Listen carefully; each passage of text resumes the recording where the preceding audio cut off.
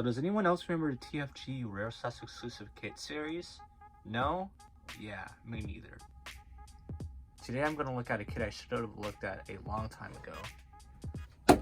Today, I'll be looking at the high-grade Nu Gundam metallic coating version. So here is the high-grade Nu Gundam metallic coating version in its full metallic glory. It's almost as if the Nu Gundam got the metallic armor power-up from Power Rangers, if anyone remembers that.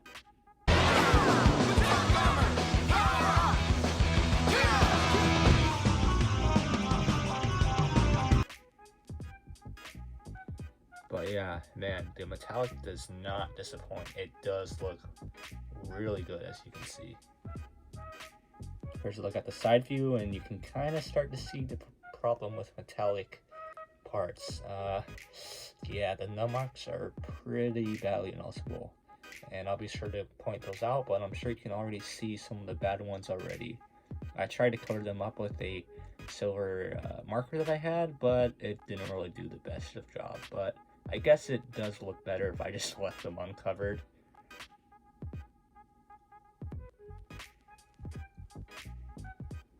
And here's the back side. You can really see the nice size of those funnels there. And as you can see, they have these really ugly gold stickers that I decided to put on. And some of them are starting to peel, but overall, not bad looking. And then finally we get the other side of the kit.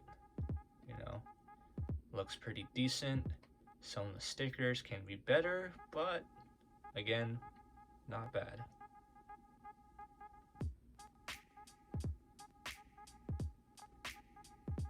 Getting in close on the head, as you can see, it looks really wickedly cool. The metallic really just shines, and you can see even the black on the V-fin, it's like sparkling in the light. It's just really cool looking.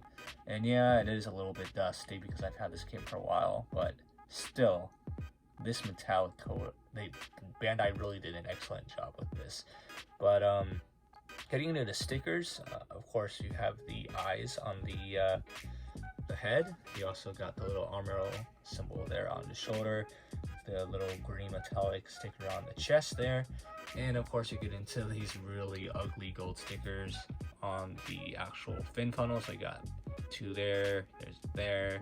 They're basically all of these shinier metallic gold that you see are stickers, while that kind of duller gold is just actual plastic. I mean, I shouldn't say duller, it's just not as shiny as the sticker, I guess. So you can kind of see that. It kind of rubs on the side. You can kind of see where it's starting to like feel a little there. But yeah, you can see there's there, and then it kind of goes all the way. You know, I should actually probably just take this off so you can see this a little bit better. But here's the actual look at the full fin funnels. Not bad looking, but yeah, there's the gold stickers. You can clearly see the difference in the gold there, the actual metallic plastic gold, and then the sticker gold. So yeah, there's that. And then for other stickers, let me see, the gold on the feet are stickers, and I'm trying to think if there's anything else. I don't think so. I could be missing something. I mean, I've had this kit for a while, and I built it a while back, so I don't really remember too much about this kit. But yeah, I think that's about it for stickers, so not too bad. I mean, the stickers here is honestly the worst part about this kit, but besides that, not bad at all. So let's get into the articulation. Actually, before I get into the articulation, let's quickly show off some of the nub marks, because, you know, that's something that's worth pointing out. At least the bad ones, as you can see, there's a pretty bad one there. You can kind of see where I tried to cover it up with the silver marker. There's another bad one right there. You can see that. Trying to think, where else are there bad nub marks? Oh, there's one on the hand, on the hand cover. You can probably see that right there. Let's see, the arm, oof. Yeah, there's a bad one right there that goes across the bicep area. I'm trying to get my camera to focus on it, and I tried to cover it up, but man, it's pretty bad. But luckily the shoulder pad kind of helps cover it up there, so that's not terrible. But if you lift this up a little bit, you can see it there. It's pretty bad. And you can see again where I tried to cover it up with the silver Sharpie. Didn't really turn out that great, but that's okay. Let me see, anything else? Yeah, there's that's not too bad on the chest, actually. Chest not too bad looking. Anything on the waist? Honestly, the waist is pretty good looking as well. Oh, you can see, oh, yeah, you can see right there. I tried covering it up. On the legs, that doesn't really look too great. Right there and right there. On the other side of the leg as well, it's pretty bad. And anything else? That's a little noticeable right there, but it's not too bad, I'm sure. Yeah, on the other side as well. I mean, nothing else that is standing out to me too terribly bad. Most of them seem to be on the leg. Yeah, you can kind of get a better look at the arm nub mark right there. Although I seem to have covered this side up a little bit better. It doesn't look quite as bad, although it still does look pretty bad as the other arm. Let me see, anything on the back? No, it looks fairly clean for the most part. But I mean, it's an older kit that they decided to completely played out, so the nub marks weren't that great, and just the plating just makes it stand out a little bit worse. So that's something to keep in mind when you get these special coating or plated versions. You gotta be very careful with the nub marks, or else they will stand out. But yeah, that being said, this isn't terrible. Like, from a distance, you're not going to see any of them. But if you get close, of course you're going to notice them. But again, just be careful when you're cleaning your nub marks, and you should be good. So anyways, let's get into the articulation. Since I still don't have a stand for my phone, I'm going to have to switch it to this view so I can use both hands to go over the articulation. But that being said, let's get into it. So the head is on a ball joint, so it can rotate a full 360, maybe. Yes it can. You just gotta be really careful, because the chin part will kind of run into the collar section here, if you can kind of see that, hopefully. But yeah, it's kind of stuck in this position now, but it can, yeah, okay, you can get it all the way around. It's just a really stiff turn, and as you can see, it's kind of on a, I guess, double ball joint. Let me see if I can pop this head off.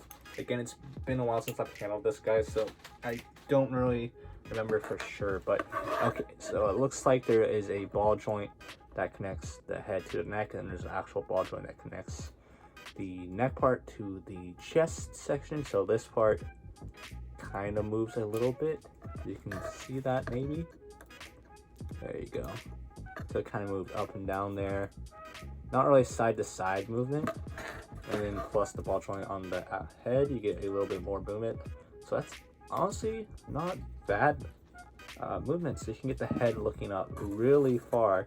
As you can see, that's really decent. And then looking back, not bad, but it kind of runs into the chest here. And it can go side to side. So honestly, pretty decent articulation for the head.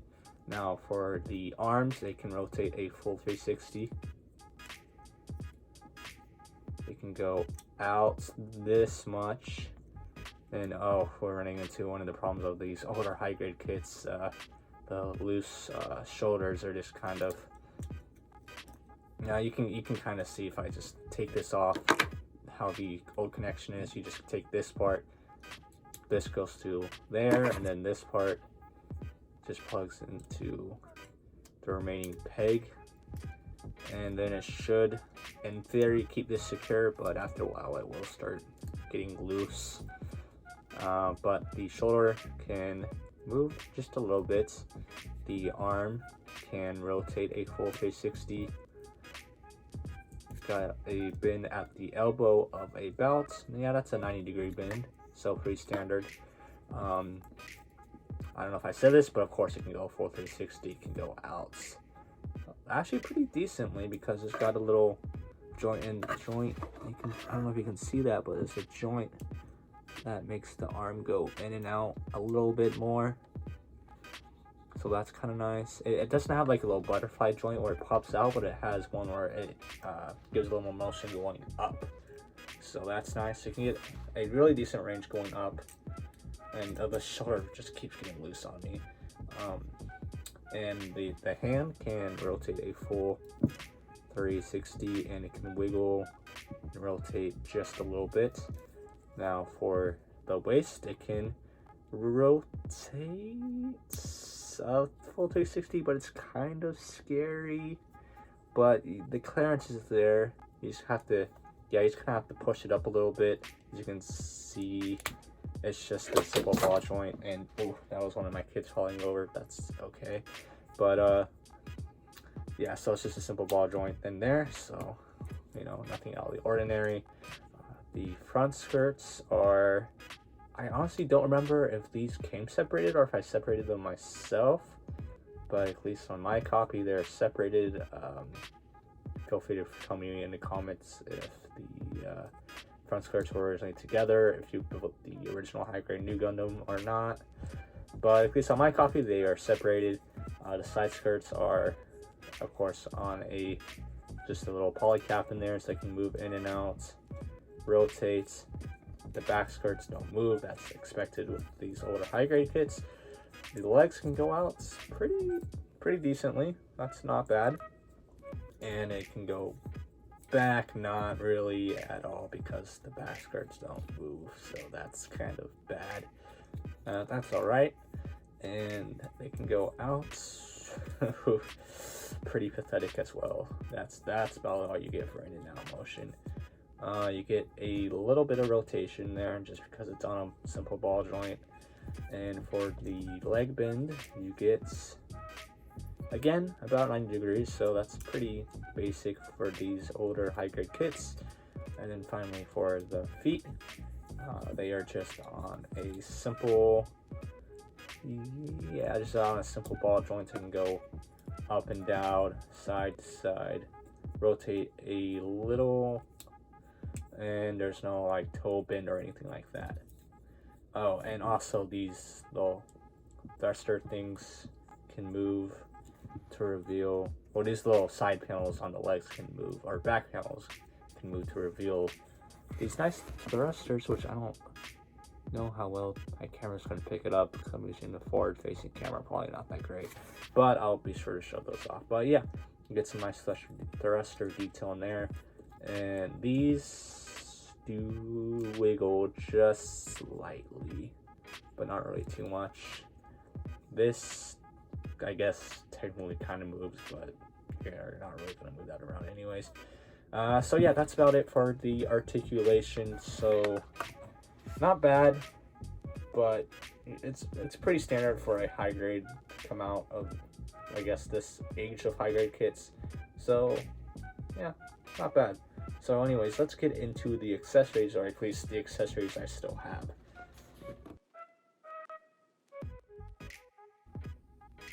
So taking a look at the accessories, 2 of them are already actually on the Gundam. As you can probably already tell, this is a beam saber, and it does pop out. I actually don't have any of the effect parts anymore, as I said, but this one was always a cool one because this one was like the new Gundam's, like, I guess, like personalized beam saber, because it has like 2 blades, and has a little dagger blade on the bottom there, and it has this really cool looking blade on the top. I can see if I can show it off because it does show a picture of it on the box. You can kind of see what those two blades look like. So that's pretty cool looking, as you can see. And oh god, okay, let's get that back in focus. It does have a moving part here. Let me see if I can, yeah, there you go, you can see it there. This part moves up to kind of make a handle guard, I guess. And yeah, that's one of his accessories. And the other, which probably isn't as noticeable, that is also on the Gundam, is on the back of the arm, and that is his smaller beam saber, or like his beam saber handle. So how to actually get the beam saber out of the arm is pretty simple. Basically, this part will move up like so, and then the little beam saber can kind of move out. It's on a little joint that can move in and out, so that's pretty cool.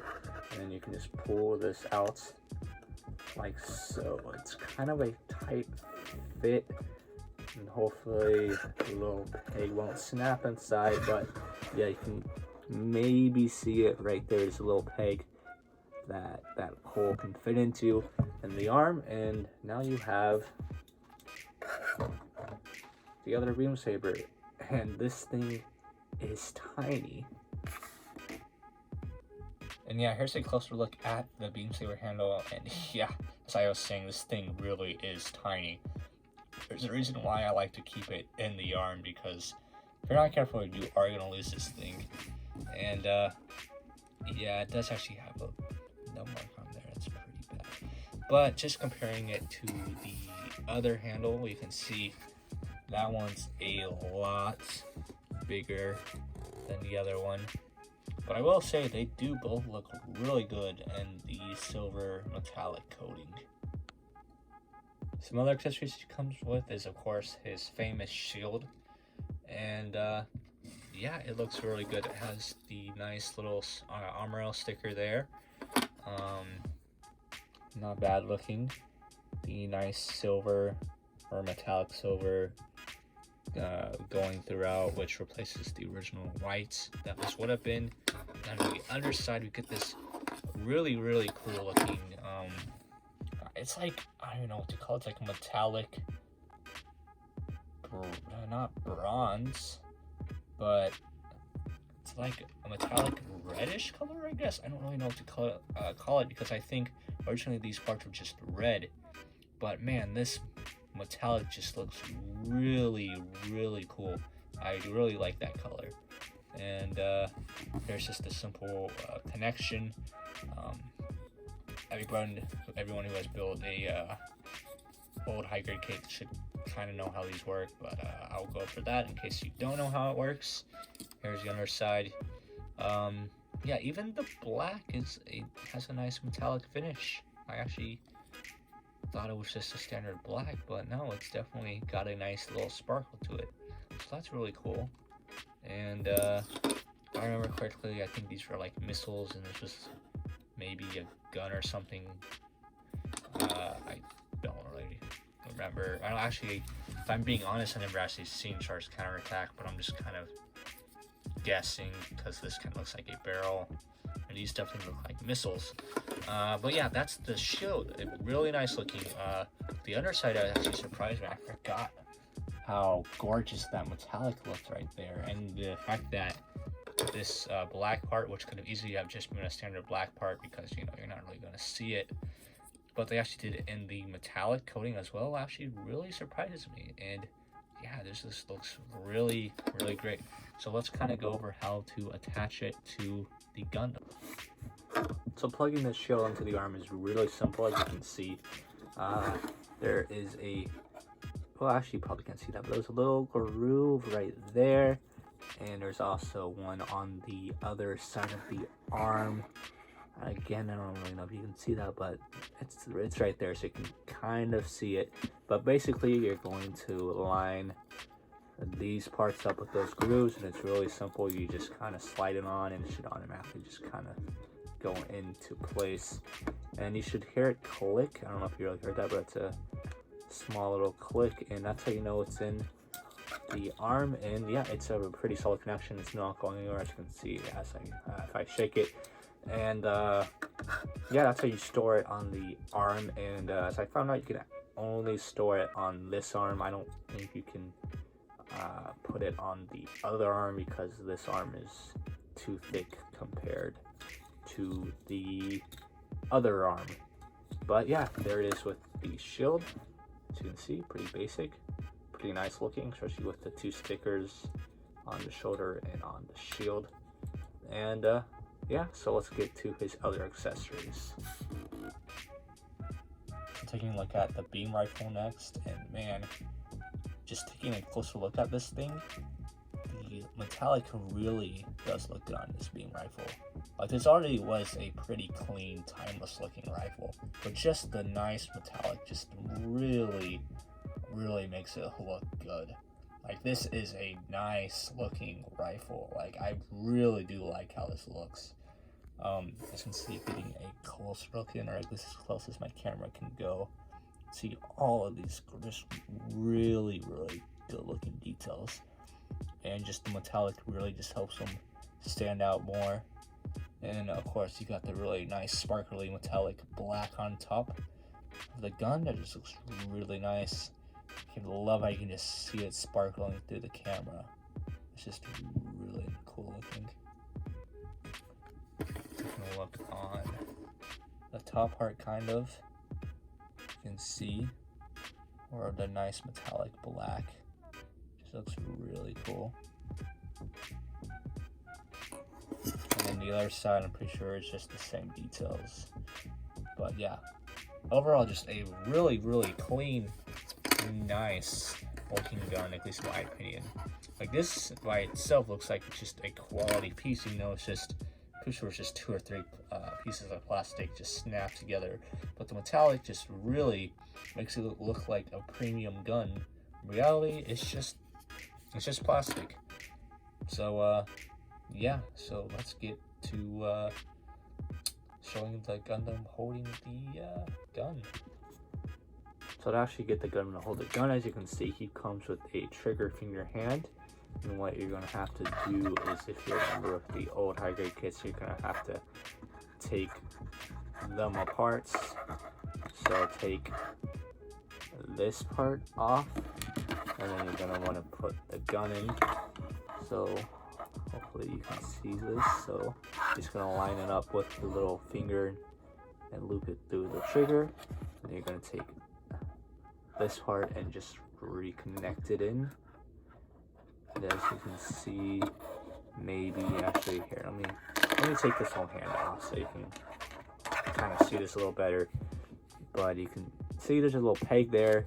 That's just going to be where the other hand part attaches. There's this little hole that lines up there. So what you do is take the gun, put it through the hand with the trigger finger sticking out, like that. You can see that, and then you're going to get the other hand parts, line it up with the hole. Let me do it on my end so I can actually see what I'm doing here. So just gonna line this up with the hole, and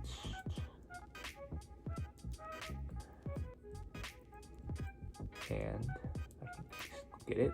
There we go. Snap it into place, and there you go. Now he is holding the gun, and it's a really solid connection. Let me just actually connect it back to his arm. And yeah, it's a really solid connection. You know, it's not going to go anywhere if I shake it. It's nice and snug in the hand. And yeah, so here is the new Gundam holding his gun and the shield. So yeah, really nice looking. Again, really love the gun. Really love the shield too. So yeah, we're still not done yet. So let's get into the final accessory that at least I have, and then of course the fin funnels. So saving probably the coolest accessory for last, he of course comes with the giant awesome bazooka, and I just can't stop gushing over this metallic coat. It just makes these weapons look so elegant, I guess. Yeah, that's a good word to describe them. It's like so premium looking, even though it's just plastic, but the coating really does help, and it just looks really premium and expensive. Like, I just love how these look. And my favorite detail is actually, again, those really nice metallic, like bronze slash red. I don't really know what color to call it, but I love how it looks. But for the missiles in there, it just looks really, really cool. I really like that a lot. You can try to see if I can get a nice close up of that so you can see. But yeah, just those look really good. You can kind of even see it reflecting off the black plastic there. And yeah, it's just really cool. Taking a look at the rest of it, of course, you get the really nice sparkly metallic black plastic that we've already seen, the beautiful looking metallic silver, and we got a movable handle here. As you can see, this part moves in and out, so that's really cool. And then on the other side, of course, you get all the same details that you should expect.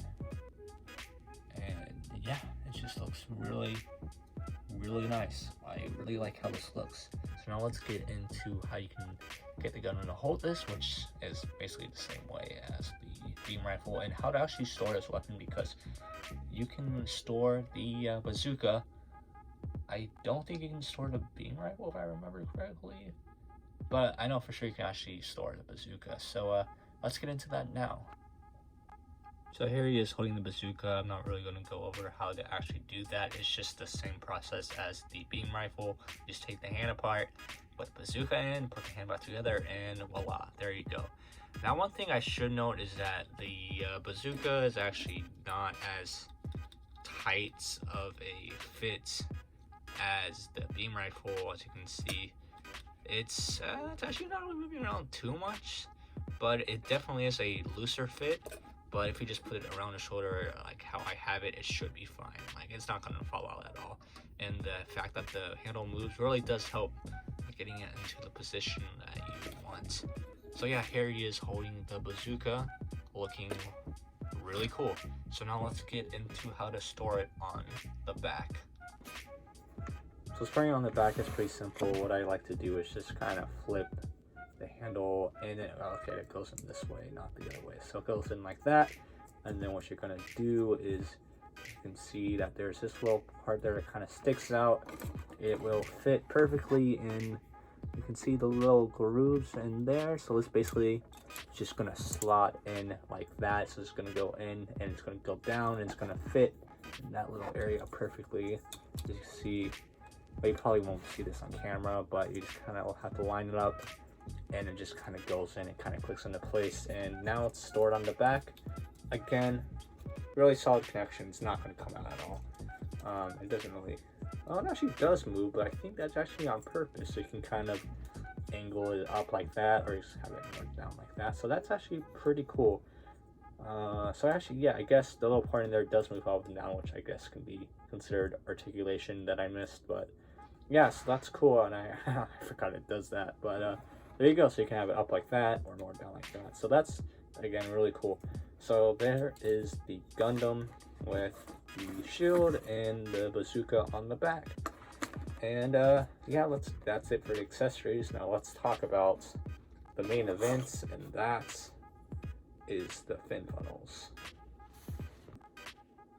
So attaching the funnels to the backpack is pretty simple. As you can see, there is a little slotting area right there, and there are these holes on the backpack. You're just going to take the one right here, and that is just basically going to slot into there. And as you can see, this thing kind of likes to fall apart a lot, so let's just kind of put that down. So you're just going to take this, plug that in, and it kind of pushes down, and yeah, there you go. There you go. There is a better look at how the new Gundam looks with the fin funnels and all the other accessories attached to the Gundam. But yeah, okay, so I actually remembered something on how to actually plug these in and to make the connection actually a lot more solid, at least the funnels attaching to other funnels. This connection still not the best, but you know, it works. So let's actually attach these here. Now that I have it in, now it's a really hard connection, which I guess is a good thing. So let me try to get this off. Okay, there we go. I got it. So, let me actually quickly show this off here. I'm actually going to take the funnels off again off the backpack anyways.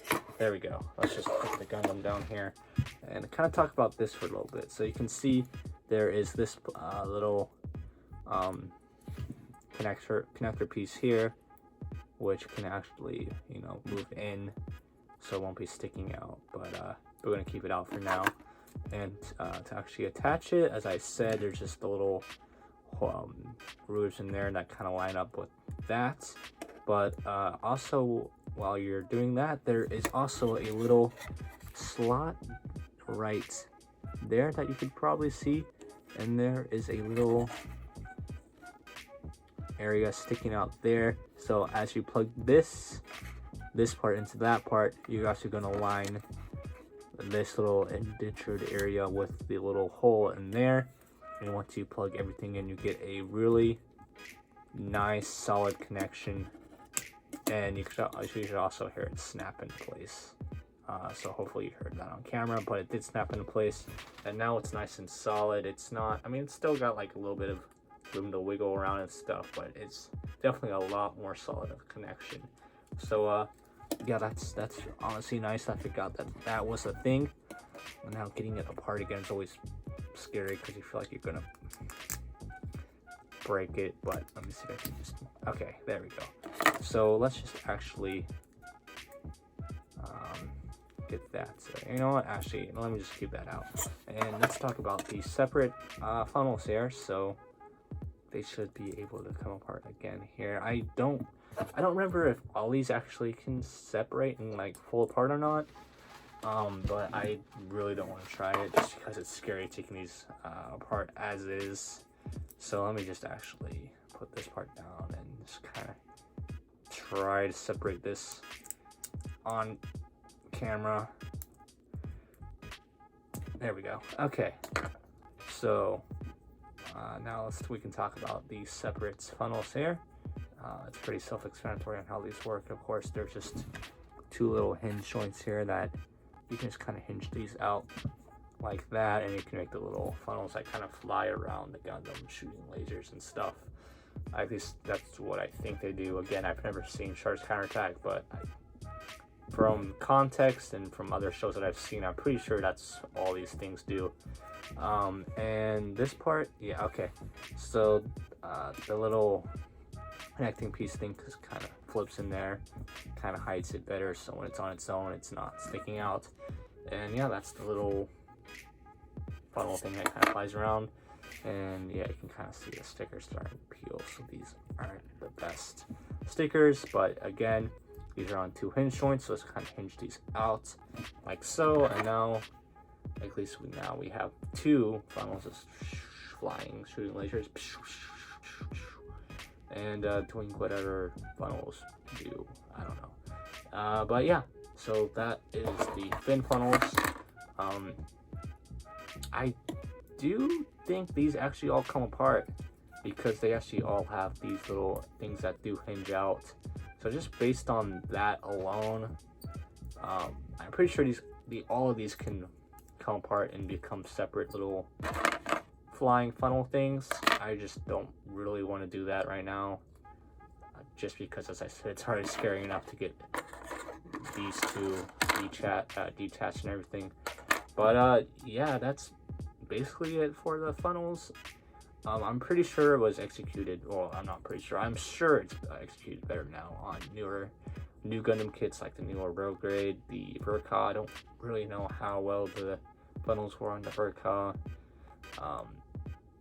but I'm sure that they have a better way of doing this now, but this works. It's not the best, but it does work. So yeah, that's basically it for the review. So let's just get a couple more close-up shots, get my final thoughts, and then we'll get into some size comparisons.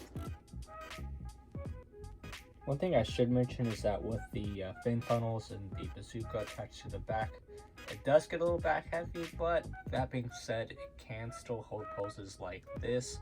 So it is still possible for it to stand on its own. It's just a little bit more back heavy. But yeah, overall, not bad.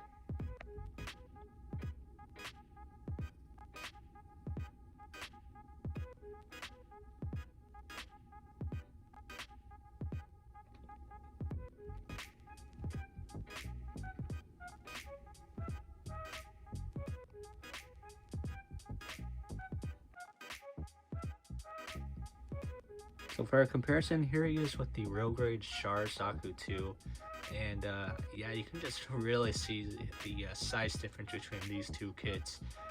The Nu Gundam was always a big Gundam, and yeah, I think the scale is pretty spot on. I don't really know for sure, but this Gundam definitely towers over the Zaku, so that's pretty good in my eyes. Here he is with the high-grade God Gundam, and surprisingly, the God Gundam was slightly taller than the real-grade Zaku. So yeah, while the Nu Gundam still does tower over both of those kits, the God Gundam is definitely a bit taller. So yeah, there's that comparison. So comparing them with the 1/100 scale, here is the old 1/100 high-grade Death Scythe with the 1/144 scale no grade Nu Gundam. And while the 1/100 is surprisingly taller, or unsurprisingly taller than the 1/144 scale, honestly, it's not that much taller. Like, as you can kind of see, it's like they're almost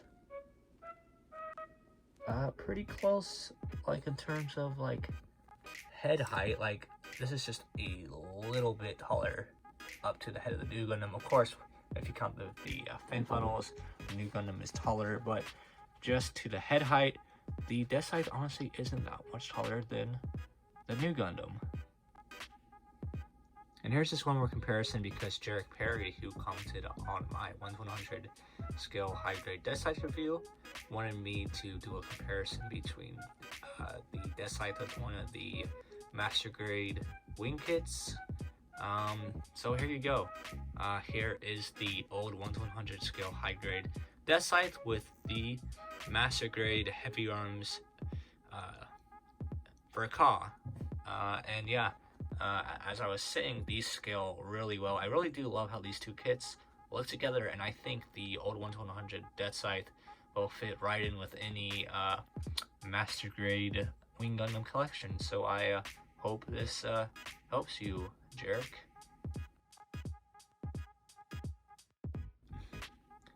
So final thoughts on this kit.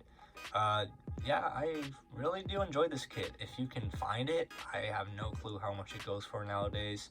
I actually got lucky because while I was in Japan, I was able to grab this kit for a really great price. I'm pretty sure it was actually lower than the retail price of around $50. So I just got lucky, and I'm really glad I got this kit in my collection. It looks really good. I love the metallic coated finish, and this is my first kit with a full-on metallic finish, and it just looks really good.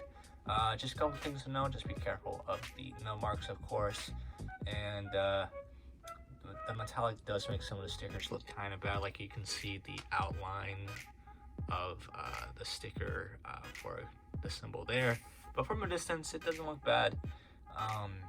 Other things, I guess, that would be negative are these stickers aren't the best, but I'm sure you can easily paint those. You're just gonna have to find a metallic or a gold paint to kind of match with the other gold. The articulation is pretty standard for a kit from this age, from the 2010 high grades. Although this could have been a re-release. I don't remember when the original kit came out, but just based off the box art 2010. It's still not bad even for a 2010 kit. And actually did have some things that surprised me, like with the head articulation was really good. And everything else was pretty standard, nothing terrible. The funnel system is executed well enough, but I really think it could be improved upon, and I'm pretty sure some of the newer Nu Gundam kits, that just kind of sounded funny. But anyways, some of the newer, say that again, newer Nu Gundam kits probably fixed that and made that system a lot better. But it works for what it is for this kit, and it's not like it's gonna really fall apart on you unless you like try to really forcefully shake it. But besides that, not bad. The positives, it comes with a pretty decent amount of accessories. I'm pretty sure it comes with more extra hands than just the standard fist and the trigger finger. I know it came with an open hand because it showed that on the box art, but I don't really remember what else it came with. And yeah, I feel like I've been talking for too long. So if you can find this kit for a decent price, I would highly recommend it just for the metallic coating alone. It just looks really good and will definitely stand out in your collection. But if you can't find a metallic version, I would just pass on the standard high grade. You can get the real grade or the master grade, which is a lot better than this kit. But if you are like a collector, Gundam collector that likes collecting harder to find kits, and this will definitely be a great kit to add to that collection. So yeah, that's about it for me. If you have any questions, comments, or concerns, let me know. Don't forget to like the video, subscribe, and yeah, this is the Transformer Gundam signing out. And comparing him to a 1-100 kit, here he is with the old 1-100 high grade Death Scythe. And while yeah, the 1-100 is unsurprisingly taller than the 1-144 scale, honestly, it's not. The Death Scythe isn't that much taller. Like, let me see if I can kind of. Oh, that's not gonna work.